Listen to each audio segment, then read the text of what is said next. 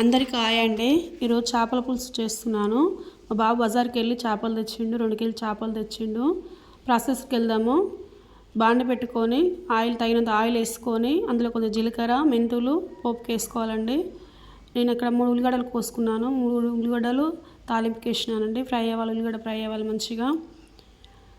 కొంచెం కరివేపాకు వేసుకోవాలి, కొంచెం పసుపు, తగినంత పసుపు, 2 స్పూన్ల అల్లం వెల్లిగడ్డ. నేను అప్పటికప్పుడు తయారు చేసిన అల్లం వెల్లిగడ్డ, చేపల కూరలకు అప్పటికప్పుడు తయారు చేస్తే చాలా టేస్టీగా ఉంటుంది. 2 స్పూన్ల అల్లం వెల్లిగడ్డ వేసిన. అల్లం వెల్లిగడ్డతో ఫ్రై అవ్వాలి. 2 టమాటాలు తీసుకున్నాను. 2 టమాటాలు బాగా ఫ్రై అయిపోవాలి, ఆయిల్లో ఫ్రై అయిపోవాలి. టమాటా కనబడకుండా బాగా మెత్తగా పడిపోవాలి.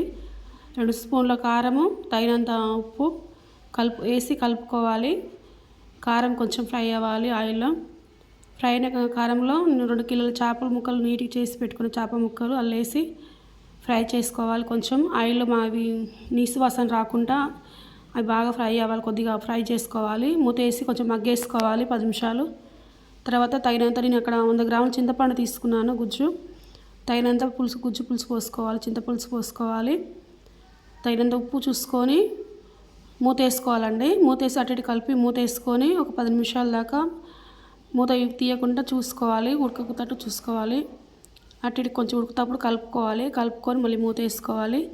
నేను ఇక్కడ జీలకర్ర మెంతులు పొడి వేస్తున్నాను, కొంచెం కొత్తిమీర వేస్తున్నానండి. వేసి మళ్ళీ మూత పెట్టుకోవాలి. అది గ్రేవీ చిక్కబడేదాకా చూసుకోవాలి. మళ్ళీ మూత తీసి ధనియాల పొడి, తగినంత ధనియాల పొడి, గరం మసాలా, కొబ్బరి పొడి వేసి మళ్ళీ మూత వేసినానండి. ఎంతో టేస్టీగా ఉండే చేపల పులుసు రెడీ అండి. చాలా టేస్టీగా ఉంటుంది. చారుతోనే చాలా బాగా తినవచ్చు. మా వీడియో నచ్చినట్లయితే